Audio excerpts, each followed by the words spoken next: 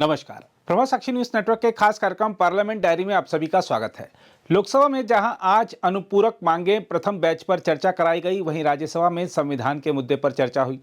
लोकसभा में बीजेपी ने प्रमुख विपक्षी दल कांग्रेस के नेतृत्व वाली सरकारों के दौरान भ्रष्टाचार को लेकर उस पर जोरदार निशाना साधते हुए कहा कि पूर्ववर्ती संयुक्त प्रगतिशील गठबंधन सरकार के तत्कालीन मुखिया मनमोहन सिंह भ्रष्टाचार को गठबंधन की मजबूरी मानते थे, जबकि राष्ट्रीय जनतांत्रिक गठबंधन सरकार के प्रधानमंत्री नरेंद्र मोदी भ्रष्टाचार को बिल्कुल बर्दाश्त नहीं करने यानी जीरो टॉलरेंस के पक्षधर हैं। वहीं राज्यसभा में विपक्ष के नेता और कांग्रेस अध्यक्ष मल्लिकार्जुन खड़गे ने प्रधानमंत्री नरेंद्र मोदी पर राज्यों को आरक्षण को लेकर पंडित जवाहरलाल नेहरू द्वारा लिखे गए पत्र के बारे में तथ्यों को तोड़ मरोड़ कर देश को गुमराह करने का आरोप लगाया और माफी की मांग की। राज्यसभा में भारतीय संविधान की 75 वर्षों की गौरवशाली यात्रा पर चर्चा में भाग लेते हुए खड़गे ने बीजेपी नेताओं पर प्रधानमंत्री मोदी की भक्ति में लिप्त होने का भी आरोप लगाया और कहा कि यह स्थिति देश को तानाशाही की ओर ले जा रही है। नेहरू जी ने आधुनिक भारत की नींव रखी, शास्त्री जी ने हरित क्रांति की बुनियाद रखी, इंदिरा जी ने देश को परमाणु शक्ति से संपन्न बनाया, सामाजिक न्याय के लिए 20 सूत्री कार्यक्रम दिया, बैंकों का राष्ट्रीयकरण किया, राजीव जी ने संचार क्रांति लाई और पंचायती राज और लोकल बॉडीज का आधार बनाया, जिसको नरसिंह राव ने 73rd 74th संविधान अमेंडमेंट इनको बोला। आपको बधाई दे रहे हैं। अरे वो कांग्रेस के प्रधानमंत्री थे, मेरी पहचान हैदराबाद से थी उनकी। नहीं, आपको बधाई दे रहे हैं। अरे मैं ये कह रहा हूँ 73 74 अमेंडमेंट जो राजीव गांधी जी की सपना थी और जो उन्होंने तैयार किया था उसको आगे लाया गया। और आज जो महिलाओं को रिजर्वेशन मिल रहा है, जो मेयर का हो, जो पंचायत का हो, जो जिला पंचायत अध्यक्ष हो, ये सब जो मिल रहा है मैडम, ये कांग्रेस की वजह से मिल रहा है। ये कांग्रेस ने एक्ट लाया। महिलाओं को क्या करे, महिलाओं को क्या करे, ये करे, उनको अध्यक्ष बनाए, मेयर बनाए, पंचायत मेंबर्स बनाए, तालुका पंचायत मेंबर्स बने, ये बनाए। अगर हमारी सत्ता आएगी तो हम तुमसे भी तेजी से महिलाओं का आरक्षण बिल इम्प्लीमेंट करेंगे। हर चीज एक ही दिन में नहीं होता, तुम लोग अपोज करें उस वक्त, चलो। और मनमोहन सिंह से हर एक सुधारों का काम किया। प्रधानमंत्री की आधारहीन बातों से इतिहास बदल नहीं सकता। जो सत्य है वो सत्य है, जो असत्य है वो असत्य है। इसीलिए कम से कम वो अपना ध्यान इधर रखिए। हम फर्जी आंकड़ों की नीति नहीं करते। अगर कांग्रेस की सरकार को असली उपलब्धियां बताने लगूंगा तो आपके पास समय नहीं है और मुझे भी ज़्यादा कुछ बोलना है, लेकिन थोड़ा तो मुझे बोलना ही पड़ेगा, क्योंकि हमको उधर से इतने लोग बात करके ठुकते रहे।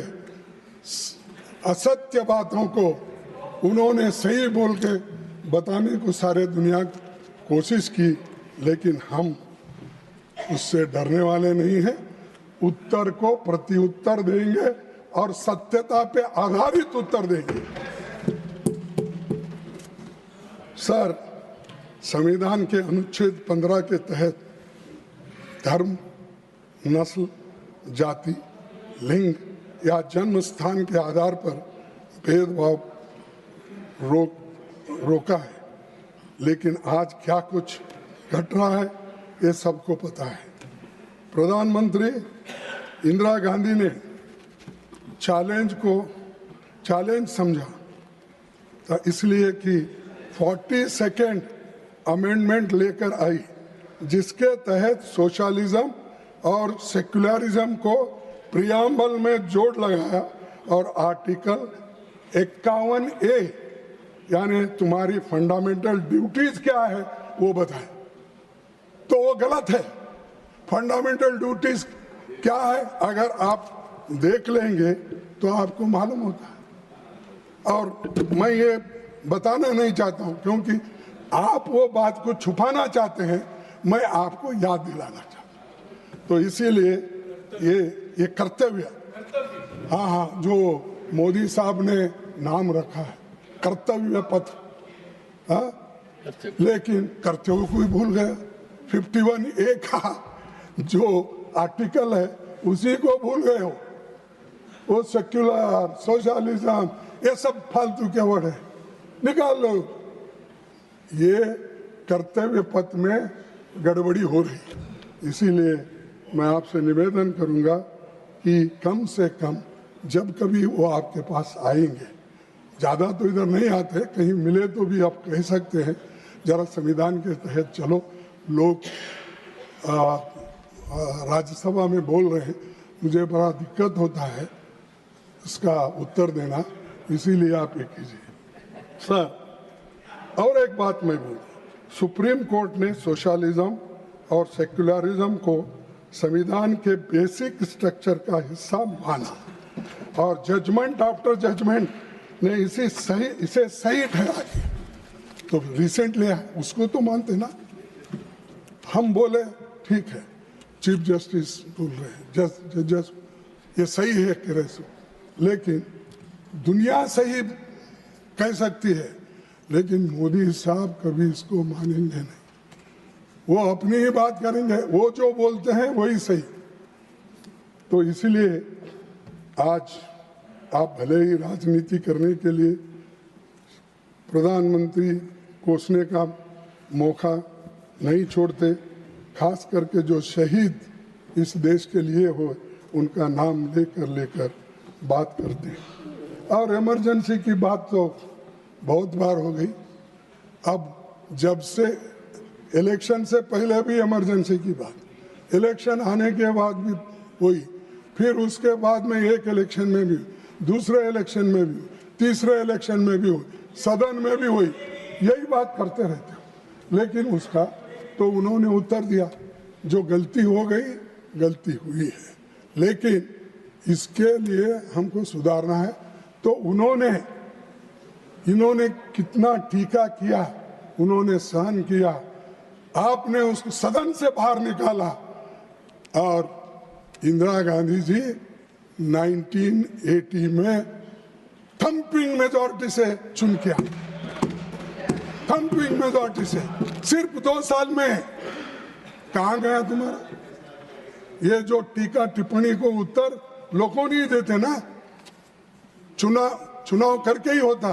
तो ये चुनाव आया और जनता का निर्णय हुआ, ये अदालत में तो आपने निकाल दिया, ठीक है, उन्होंने भी मांग गए, लेकिन उसके 2 साल बाद उन्होंने थम्पिंग मेजॉरिटी से आके फिर अपना, तो ये अरे भाई, सो इसीलिए उन्होंने गलत बताया और उनको सत्ता से बाहर भी रहना पड़ा। लेकिन आज उनको सभी लोग याद करते हैं और इंदिरा जी को सभी लोग मानते हैं। ये लोग, बहुत से लोग वोटिंग को गए होंगे, अब हमारे लोग भी उधर गए हैं, बाहर के भी गए हैं। ये संगम है सर, सामने वाले रोड पर बैठे, हाँ, संगम, ये सामने वाले बैठे तो ठीक है, वो पहले, लेकिन सेकंड, थर्ड, फोर्थ पे जो बैठे हैं ना, वो सब या इधर से उधर गए, उधर से इधर आ गए, या हर पार्टी से वहां गया, क्योंकि ईडी मशीन, सीबीआई। जयराम जी कह रहे हैं कुछ, हाँ, जयराम जी कुछ कह रहे हैं आपको। हाँ, तो हर लोग यहाँ, वो एक वॉशिंग मशीन बड़ी खरीदी है, कौन? हमारे शाह साहब, इतना बड़ी वॉशिंग मशीन करे, आदमी अंदर जा सकता है और क्लीन होके बाहर आता है, अंदर जाके क्लीन होके बाहर आता है, और वो जाके इतना जोर से चिल्लाता है, अरे यहाँ खाया पिया रहा, राज किया, कोई सब कुछ बना। वही यहाँ पर हमको बुद्धि पढ़ाते हैं और उल्टा बयान देते हैं। तो ऐसे लोग इस देश में हैं, ऐसे लोग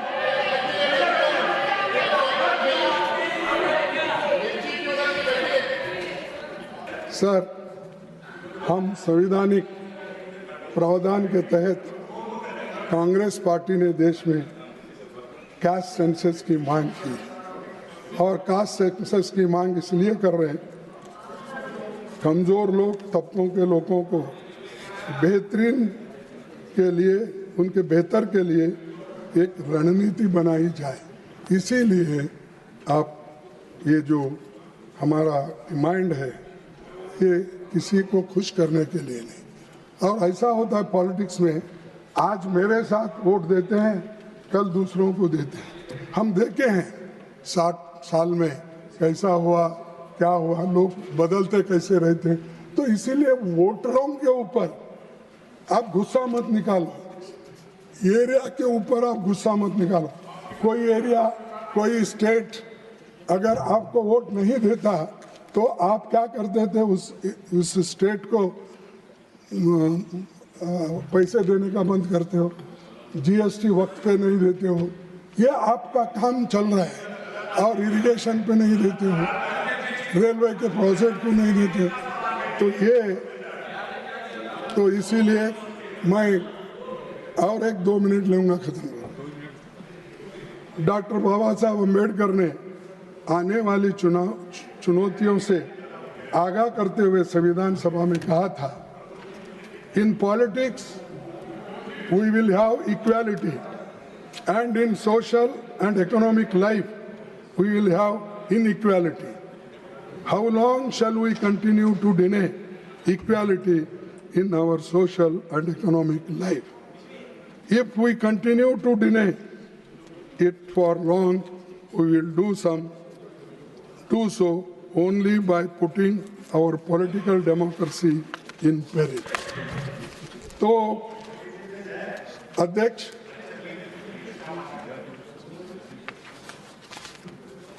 सर, और गरीब बनते जा रहा है, अमीर बनते जा रहा है, और 5% इस देश के लोग 62% संपत्ति उनके पास है। 1% लोगों के पास आज 3% संपत्ति है, सॉरी 50% लोगों के पास। तो ये सारी चीजें आपकी इकोनॉमी किधर गई? क्यों इसको कम करने में आप लोग काम नहीं कर रहे? ये मैं आपसे पूछना चाहता। तुमने 5000 सालों में कैसी तकलीफ हम लोगों को दी है, मुझे भी ये बोलना पड़ता है। मैं लाया हूं, आपकी मंशा क्या थी? ये संविधान जो बने वो मनुस्मृति के तहत बने। मनुस्मृति के जो कानून होते हैं,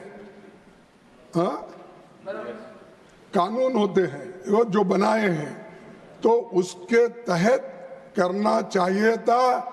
ये जनसंघ की मंशा थी, ये आरएसएस की मंशा थी, ये आपकी मंशा थी। और आप सोशलिज्म की बात करते हो। अरे जो लोग इनइक्वालिटी पे फेथ है आपका, ये पढ़ो, ये आपका भी, मैं तो पढ़ के आपको लिखा हूं, इसमें नहीं पढ़े बोल के आप मैं समझना। जो हम ये पत्ते लगाया हूं वो एक अगर पेज पढ़ेंगे तो आपके रोंगटे उठ जाएंगे। अगर आपके पास कुछ अरे एड्रेस उनको अच्छा हो, उनको ये आपको देखना भी अच्छा नहीं लगता। चलो तो सर ये क्या लिखा है, मैं आपको ये प्रेजेंट कीजिए। और ऐसे लोग, जो लोग झंडे से नफरत करते हैं, जो लोग हमारे अशोक चक्र से नफरत करते हैं, जो लोग संविधान से नफरत करते हैं, और ये लोग आज हमको पाठ पढ़ा रहे हैं। ये क्या है? अरे आपने तो साहब, ये संविधान जब बना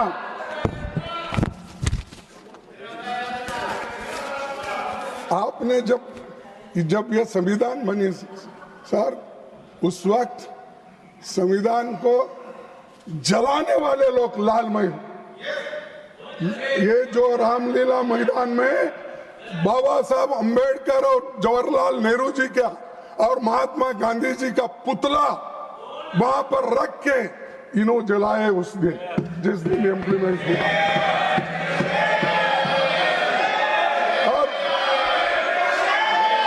अरे चुप बैठो, हो ना, बैठो। हाँ, जलाए सो लोग, हमको संविधान कैसा बचाया और क्या किया, नेहरू जी को गालियां, इंदिरा जी को गालियां, और कहां तक गांधी पूरी फैमिली को गालियां। शर्म आना चाहिए। पढ़ो, आप इतिहास पढ़ो। कॉन्स्टिट्यूंट असेंबली के डिबेट पढ़ने के बाद, संविधान बनने के बाद आप लोगों ने कैसी बातें संविधान के बारे में आपने बोला है, कहा है, आप तो देख लो। लेकिन ऐसे लोग टीका करते हैं। हम आपको यह बता दें कि वर्ष 1971 में आज के दिन पाकिस्तान पर भारत की जीत के उपलक्ष्य में मनाए जा रहे विजय दिवस का उल्लेख करते हुए लोकसभा में अनेक सदस्यों ने बांग्लादेश में अल्पसंख्यक हिंदुओं पर हो रहे अत्याचार का मुद्दा उठाया और सरकार से मांग की कि पड़ोसी देश के शासन से बात करनी चाहिए। उन्होंने सरकार से इस बाबत सदन में बयान देने की भी मांग की। कांग्रेस सांसद प्रियंका गांधी ने शून्यकाल में कहा, आज विजय दिवस है। 1971 के युद्ध में शहीद हुए सभी सैनिकों को और देश की जनता को आज के दिन नमन है। संक्षिप्त में बोल देती हूँ। पहला मुद्दा ये है कि बांग्लादेश में जो अल्पसंख्यकों के साथ, जो हिंदुओं और ईसाइयों के साथ अत्याचार हो रहा है, उसके खिलाफ इस सरकार को आवाज उठानी चाहिए। बांग्लादेश की सरकार के साथ बातचीत करनी चाहिए और पूरा समर्थन देना चाहिए जिनको पीड़ा हो रही है उनके साथ। फ्रांसिस जी, हेडक्वार्टर्स में से आज सेना के हेडक्वार्टर्स में से वो तस्वीर उतारी गई है जिसमें पाकिस्तान की सेना आत्मसमर्पण कर रही है हिंदुस्तान भारत की सेना के सामने। इसके अलावा केंद्रीय वित्त मंत्री निर्मला सीतारमण ने अभिव्यक्ति की आजादी से लेकर शाहबानो प्रकरण और आपातकाल से जुड़े विभिन्न संविधान संशोधनों का उल्लेख करते हुए कांग्रेस पर एक परिवार के हित में संविधान में संशोधन करते रहने का आरोप लगाया। भारत के संविधान की 75 वर्षों की गौरवशाली यात्रा विषय पर राज्यसभा में चर्चा की शुरुआत करते हुए सीतारमण ने कहा कि इन संविधान संशोधनों के दौरान कांग्रेस की तत्कालीन सरकारों ने न तो प्रक्रिया का पालन किया और न ही संविधान की भावना का कोई सम्मान किया। उन्होंने आरोप लगाया कि कांग्रेस के नाम अभिव्यक्ति की स्वतंत्रता पर अंकुश लगाने और भारत के पहले प्रधानमंत्री जवाहरलाल नेहरू पर पुस्तकों पर प्रतिबंध लगाने का रिकॉर्ड है। उन्होंने कहा, मजरू सुल्तानपुरी और बलराज साहनी दोनों को 1949 में जेल में डाल दिया गया था। 1949 में मिल मजदूरों के लिए आयोजित बैठकों में से एक में मजरू सुल्तानपुरी ने एक कविता सुनाई थी जो जवाहरलाल नेहरू के खिलाफ थी और इसलिए उन्हें जेल जाना पड़ा। सीतारमण ने कहा कि सुल्तानपुरी ने माफी मांगने से इनकार कर दिया था और उन्हें जेल भेज दिया गया था। उन्होंने कहा, अभिव्यक्ति की स्वतंत्रता पर अंकुश लगाने का कांग्रेस का रिकॉर्ड यहीं तक सीमित नहीं था। वर्ष 1975 में माइकल एडवर्ड्स ने तत्कालीन प्रधानमंत्री नेहरू पर एक राजनीतिक जीवनी लिखी थी। इस पर प्रतिबंध लगा दिया गया था। उन्होंने किस्सा कुर्सी का नामक एक फिल्म को भी सिर्फ इसलिए प्रतिबंधित कर दिया क्योंकि इसमें प्रधानमंत्री इंदिरा गांधी, उनके बेटे और तत्कालीन सूचना और प्रसारण मंत्री पर सवाल उठाया गया था। सीतारमण ने कहा कि 1950 में उच्चतम न्यायालय की ओर से वामपंथी पत्रिका क्रॉस रोड्स और आरएसएस की पत्रिका ऑर्गेनाइजर के पक्ष में सुनाए गए एक फैसले का जिक्र करते हुए इसके जवाब में तत्कालीन अंतरिम सरकार ने संविधान संशोधन किया जो अभिव्यक्ति की स्वतंत्रता पर अंकुश लगाते थे। उन्होंने कहा, कई हाईकोर्टों ने भी हमारे नागरिकों की अभिव्यक्ति की स्वतंत्रता को बरकरार रखा, लेकिन अंतरिम सरकार ने जवाब में सोचा कि पहले संशोधन की आवश्यकता है। यह कांग्रेस द्वारा लाया गया था। उन्होंने इंदिरा गांधी बनाम राजनारायण मामले से संबंधित संवैधानिक संशोधनों का भी उल्लेख किया और कांग्रेस पर हमला करते हुए कहा, यह संशोधन लोकतंत्र को मजबूत करने के लिए नहीं बल्कि सत्ता में बैठे लोगों के हित में लाए गए थे। उन्होंने कहा, कल्पना कीजिए कि किसी व्यक्ति के लिए अपनी कुर्सी बचाने के लिए अदालत के फैसले से पहले ही एक संशोधन किया गया था। शाहबानो मामले में उच्चतम न्यायालय के 1986 के एक फैसले का उल्लेख करते हुए सीतारमण ने कहा कि तत्कालीन सरकार ने इसे पलटते हुए मुस्लिम महिलाओं को गुजारा भत्ता के अधिकार से वंचित कर दिया। उन्होंने कहा, हमारी पार्टी ने नारी शक्ति वंदन अधिनियम पारित किया, जबकि कांग्रेस की तत्कालीन सरकार ने संविधान संशोधन करके मुस्लिम महिलाओं को अधिकारों से वंचित किया। इससे पहले वित्त मंत्री ने 15 महिलाओं सहित संविधान सभा के 389 सदस्यों को श्रद्धांजलि दी, जिन्होंने बहुत ही चुनौतीपूर्ण माहौल में भारत का संविधान तैयार किया था। सीतारमण ने कहा कि भारत का संविधान समय की कसौटी पर खरा उतरा है। आज हम भारत के लोकतंत्र के विकास पर बेहद गर्व महसूस कर रहे हैं। उन्होंने कहा कि देश के संविधान के 75 साल पूरे हो रहे हैं और यह समय भारत के निर्माण के लिए अपनी प्रतिबद्धता की पुष्टि करने का है, जो इस पवित्र दस्तावेज में निहित भावना को बनाए रखेगा। भारत और उसके संविधान को अपनी अलग पहचान बताते हुए सीतारमण ने कहा कि द्वितीय विश्व युद्ध के बाद 50 से अधिक देश स्वतंत्र हुए और उन्होंने अपना संविधान लिखा। उन्होंने कहा, लेकिन कई देशों ने अपने संविधानों को बदला है। कई ने न केवल उनमें संशोधन किया है, बल्कि सचमुच अपने संविधान की पूरी विशेषता को बदल दिया है। लेकिन हमारा संविधान समय की कसौटी पर खरा उतरा है। उन्होंने कहा कि भारत के संविधान में समय समय पर संशोधन किए गए हैं। उन्होंने कहा, संशोधन समय की मांग थी। इसके अलावा आज संसद से जुड़ी अहम बातों की बात करें तो आपको बता दें कि कांग्रेस महासचिव प्रियंका गांधी वाड्रा फिलिस्तीन के लोगों के प्रति एकजुटता प्रकट करते हुए एक ऐसे हैंडबैग के साथ संसद पहुंची जिस पर फिलिस्तीन लिखा हुआ था। वह कई मौकों पर गाजा में इजरायल की सैन्य कार्रवाई के खिलाफ आवाज उठाती और फिलिस्तीनियों के साथ एकजुटता व्यक्त करती रही हैं। उन्होंने जो हैंडबैग लिया हुआ था उस पर अंग्रेजी में पैलेस्टाइन लिखे होने के साथ फिलिस्तीन से जुड़े कई प्रतीक भी बने हुए थे। इसके अलावा लोकसभा और विधानसभा चुनाव एक साथ कराने के प्रावधान वाला एक संवैधानिक संशोधन विधेयक मंगलवार को लोकसभा में पेश किए जाने की संभावना है और फिर इसे दोनों सदनों की संयुक्त समिति को भेजा जा सकता है। सत्ता पक्ष के एक वरिष्ठ पदाधिकारी ने बताया कि कानून मंत्री अर्जुन राम मेघवाल द्वारा संविधान 129वां संशोधन विधेयक 2024 को लोकसभा में मंगलवार को पेश किए जाने की उम्मीद है। विधेयक के पेश होने के बाद मेघवाल लोकसभा अध्यक्ष ओम बिरला से इस विधेयक को व्यापक विचार विमर्श के लिए संसद की संयुक्त समिति के पास भेजने का अनुरोध करेंगे। संयुक्त समिति का गठन विभिन्न दलों के सांसदों की संख्या के मुताबिक आनुपातिक आधार पर किया जाएगा। अगर आप भी लेना चाहते हैं देश दुनिया की तमाम जानकारी तो आज ही सब्सक्राइब करें हमारे चैनल को। साथ ही नीचे दिए बेल आइकन को जरूर दबाएं ताकि हर अपडेट आप तक पहुंच सके।